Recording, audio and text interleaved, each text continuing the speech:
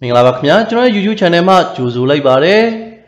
မိတ်ဆွေတို့ကိုဒီဗီဒီယိုဖိုင်လေးမှာဘုဒ္ဓရာဖြစ်မျှဝေပေးချင်တာကတော့ကြောက်စကားပျက်စီးခြင်းပြစ်ချက်တွေနဲ့ပတ်သက်ပြီးတော့မိတ်ဆွေတို့ကိုဘုဒ္ဓရာဖြစ်မျှဝေပေးချင်တာပဲဖြစ်ပါတယ်ကြောက်စကားဆိုတာကတော့ကားရဲ့အင်ဂျင်အိတ်ဇောပိုက်မှာတက်စေအသုံးပြုတာပဲဖြစ်ပါတယ်ခေါင်းမောင်းတဲ့မိတ်ဆွေတိုင်းကြောက်စကားရဲ့ပြစ်ချက်တွေကတော့မကင်းနိုင်ပါဘူးကြောက်စကားရဲ့ပြစ်ချက်ကိုလည်းတော်တော်များများကြုံတွေ့နေနိုင်တာပဲဖြစ်ပါတယ်ကြောက်စကားကလည်းတက်တန်းကုန်သွားတဲ့အခါမှာပြစ်ချက်ပေါင်းစုံကိုကြုံတွေ့နေနိုင်တာပဲဖြစ်ပါတယ်ဒါပေမဲ့ကြောက်စကားရဲ့တက်တန်းကတော့အရှိကြီးပဲအသုံးပြုနိုင်တာပဲဖြစ်ပါတယ်။ချိန်ကာလကြာကြီးကြောက်စကားကိုမလဲဘဲနဲ့အသုံးပြုနိုင်ပါတယ်။ကြံမြင်အားဖြင့်ကတော့10နှစ်လောက်ထိကြောက်စကားရဲ့တက်တန်းကိုအသုံးပြုနိုင်တာပဲဖြစ်ပါတယ်။ဒါပေမဲ့ကြောက်စကားရဲ့တက်တန်းကိုတူစေနိုင်တဲ့အကြောင်းရင်းများစွာရှိပါတယ်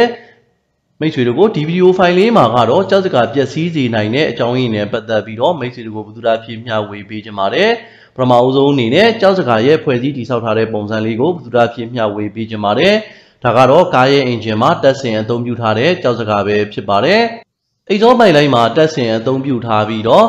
ကားအိတ်ဇောတွေကနေပြီးတော့ထွက်လာတဲ့အန်ရရှိတဲ့အခက်တွေကိုအန်ရအနည်းဆုံးဖြစ်အောင်ပြောင်းလဲပေးတာပဲဖြစ်ပါတယ်။ဒါကတော့ကက်တလစ်ကွန်ပျူတာလို့ခေါ်တဲ့ကြောက်စကားပဲဖြစ်ပါတယ်။ကြောက်စကားဆိုတာကတော့ကားရဲ့အိတ်ဇောပိုက်ထဲမှာပါဝင်နေတဲ့ COHC NOH လို့ခေါ်တဲ့အန်ရရှိနိုင်တဲ့ဓာတ်ငွေတွေကို CO2 H2O N2 အဖြစ်ပြောင်းလဲပေးတာပဲဖြစ်ပါတယ်။ CO ဆိုတာကတော့ကာဗွန်မိုနောက်ဆိုက်ပဲဖြစ်ပါတယ်။ HC ဆိုတာကတော့ဟိုက်ဒရိုကာဗွန်ပဲဖြစ်ပါတယ်။ NOH ဆိုတာကတော့နိုက်ထရစ်အောက်ဆိုက်တွေပဲဖြစ်ပါတယ်။ဒီကတ်တွေကတော့သဘာဝပတ်ဝန်းကျင်နဲ့သက်ရှိတွေကိုအန်ရတော်တော်ပြီးတာပဲဖြစ်ပါတယ်။ဒါကြောင့်မို့ကြောက်စကားတွေတက်ဆင်ပြီးတော့ဓာတုဓာတ်ပြုမှုတွေလုပ်ပြီးတော့မှ CO2 လို့ခေါ်တဲ့ကာဗွန်ဒိုင်အောက်ဆိုက်တွေ H2O လို့ခေါ်တဲ့ရေတွေ N2 လို့ခေါ်တဲ့နိုက်ထရိုဂျင်တွေအစရှိသဖြင့်ပြောင်းလဲပြီးတာပဲဖြစ်ပါတယ်ဒီလိုပုံစံမျိုး gas 3မျိုးကိုအဓိကပြောင်းလဲပြီးတာဖြစ်တဲ့အတွက်ကို three-way catalytic converter လို့ခေါ်ဆိုတာပဲဖြစ်ပါတယ်ဒါကတော့ကြောက်စကားတွေကိုတက်ဆင်ထားတဲ့အဓိကရည်ရွယ်ချက်ပဲဖြစ်ပါတယ်ဒါကတော့ကြောက်စကားတွေကိုနှလုံးတက်ဆင်ထားတဲ့အနေအထားပဲဖြစ်ပါတယ်အချို့ရဲ့ကားအင်ဂျင်တွေကဗူအင်ဂျင်တွေဖြစ်ပါတယ်ဗူအင်ဂျင်တွေဆိုလို့ရှိရင်တော့ကြောက်စကားနှလုံးတက်ဆင်အသုံးပြုထားတာပဲဖြစ်ပါတယ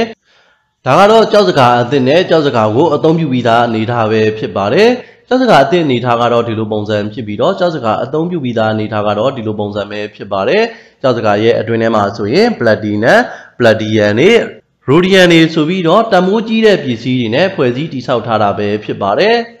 ်မိတ်ဆွေတို့ကိုထပ်မံရှင်းပြခဲ့သလိုပဲပုံမှန်ဆိုရင်တော့ကြောက်စကားတွေရဲ့တက်တန်းက10နှစ်အထက်လောက်ထိအသုံးပြုလို့ရမှာပဲဖြစ်ပါတယ်နှစ်ကာလတော်တော်အကြာကြီးကိုအသုံးပြုလို့ရမှာပဲဖြစ်ပါတယ်ဒါပေမဲ့ကြောက်စကားတွေရဲ့တက်တန်းကိုတိုးစေတဲ့ပြဿနာတွေရှိပါတယ်အဲ့ဒါကတော့နံပါတ်1အနေနဲ့စီလေချိုးမညီတဲ့ပြစ်ချက်တွေပဲဖြစ်ပါတယ်ဥမာအနေနဲ့ဆိုရင်အင်ဂျင်ကျူးနင်းလုပ်တဲ့အချိန်မှာအင်ဂျင်ကျူးနင်းမလုပ်ဖက်နဲ့ဒီတိုင်းပဲပြစ်ထားတာပုံမှန် maintenance မလုပ်တာတွေကြောင့်စီလေချိုးမညီမျှတဲ့ပြဿနာတွေဖြစ်ပြီးတော့ကြောက်စကားတွေပိတ်တာကြောက်စကားတွေပျက်စီးတာကိုလည်းဖြစ်စေနိုင်တာပဲဖြစ်ပါတယ်နံပါတ်2အနေနဲ့ကတော့အောက်ဆီဂျင်ဆန်ဆာတွေပြတ်တာပဲဖြစ်ပါတယ်အောက်ဆီဂျင်ဆန်ဆာတွေပြစ်ချက်ရှိနေတဲ့အခါမှာအင်ဂျင်ချက်မီးလဲလင်းစေမှာပဲဖြစ်ပါတယ်ဒါပေမဲ့မပြင်းမတဲ့ဒီတိုင်းပြစ်ထားတဲ့အခါမှာစီလေချိုးမညီမျှတဲ့ပြဿနာတွေဖြစ်ပြီးတော့ကြောက်စကားတွေမှာပြစ်ချက်ဖြစ်စေနိုင်တာပဲဖြစ်ပါတယ်နံပါတ်3အနေနဲ့ကတော့အင်ဂျင်ဝိုင်းသို့မဟုတ်အင်ဂျင်ကူးလန်းတွေ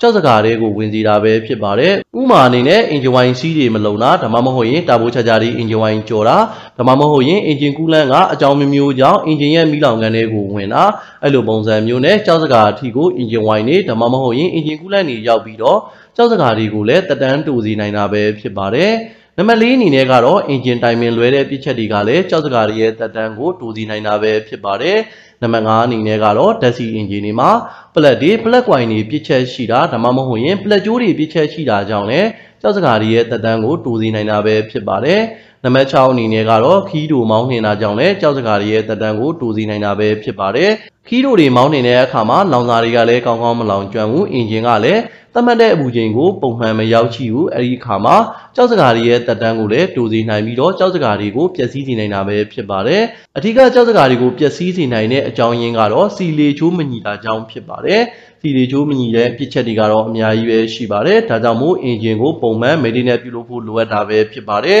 ကြောက်စကားတွေပျက်စီးတဲ့အခါမှာအင်ဂျင်ချက်မီးကိုလည်းလင်းစေမှာပဲဖြစ်ပါတယ်အင်ဂျင်ချက်မီးလင်းပြီးတော့ဥမာအနေနဲ့ P0420 ဆိုတဲ့ပြစ်ချက်ကုတ်တွေ P0430 ဆိုတဲ့ပြစ်ချက်ကုတ်တွေကိုလည်းတက်စေမှာပဲဖြစ်ပါတယ်ဒါအပြင်ကြောက်စကားတွေပြစ်ချက်ရှိတဲ့အခါမှာစီစားများတဲ့ပြဿနာကိုလည်းကြုံတွေ့နေနိုင်တာပဲဖြစ်ပါတယ်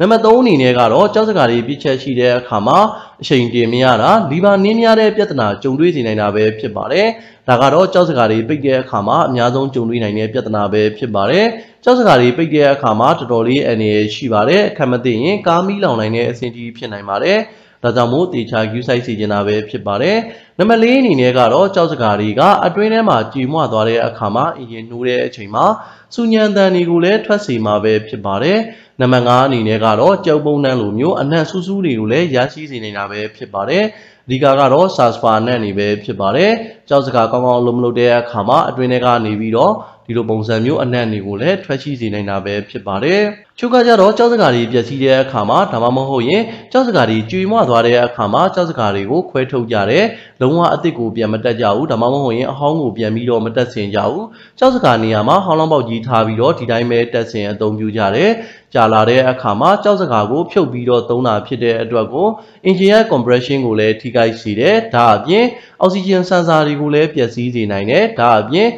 exhaust muffler ကိုလည်းတက်တန်းတူစီနိုင်တာပဲဖြစ်ပါတယ် exhaust ကထွက်လာတဲ့ pressure ကိုကြောက်စကားကနေပြီးတော့တောင့်ခံပေးထားတာဖြစ်ပါတယ်အဲ့လိုမဟုတ်ဘဲနဲ့ကြောက်စကားတွေကိုခွဲထုတ်လိုက်တဲ့အခါမှာ muffler ကလည်းပေါက်ပြဲပြီးတော့ muffler ရဲ့တက်တန်းကိုလည်းတူစီနိုင်တာပဲဖြစ်ပါတယ်ဒါအပြင်လေထုကိုလည်းညဉ့်ညမ်းစေနိုင်တာပဲဖြစ်ပါတယ်တကယ်လို့ emission tap လုပ်တဲ့ဒေသတွေမှာဆိုရင် emission tap စစ်ဆေးရတဲ့နိုင်ငံတွေမှာဆိုလို့ရှိရင်တော့ကြောက်စကားကိုဖြုတ်ထားတဲ့အခါမှာ emission tap ကိုလည်းကျစေမှာပဲဖြစ်ပါတယ်ဒါကြောင့်မို့မိတ်ဆွေတို့အနေနဲ့ကြောက်စကားကိုတော့ဖြုတ်ပြီးတော့မသုံးစေချင်ပါဘူးကြောက်စကားတကယ်လို့ပျက်စီးသွားတယ်ဆိုလို့ရှိရင်ကြောက်စကားလုံးဝပိတ်သွားတယ်ဆိုလို့ရှိရင်တော့ကြောက်စကားကိုအစားထိုးပြီးတော့ပြန်လဲအသုံးပြုသင့်တာပဲဖြစ်ပါတယ်